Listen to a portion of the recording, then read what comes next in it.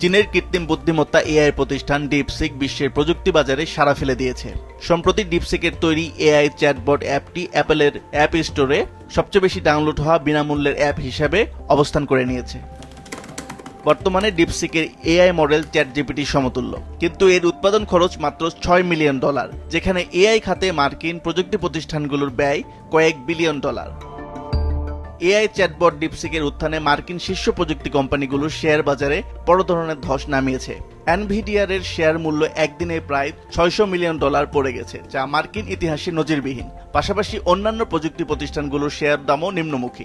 250-টিরও বেশি design option নিয়ে Walton smart fridge, বোঝে আপনার প্রয়োজন। মার্কিন প্রেসিডেন্ট ডোনাল্ড ট্রাম্প এই নতুন প্রযুক্তির উত্থানকে সতর্কবার্তা হিসেবে দেখলেও ইতিবাচক মনে করছেন। তিনি বলেন, ডিপসিকের মতো কম খরচে এআই প্রযুক্তি প্রতিষ্ঠান মার্কিন প্রতিষ্ঠানগুলোকে নিজেদের উন্নয়ন ঘটাতে উদ্বুদ্ধ করবে।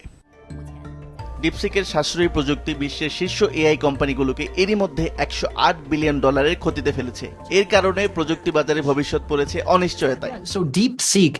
বিশেষজ্ঞরা বলছেন, ডিপসিকের সাফল্য প্রমাণ করেছে অতি উচ্চমানের চিপ ছাড়াও কম খরচে এআই প্রযুক্তির উন্নয়ন সম্ভব, যা মার্কিন প্রযুক্তি বাজারের জন্য বড় ধরনের ধাক্কা। আসিফ আল আমিন, মাছরাঙা নিউজ ডেস্ক।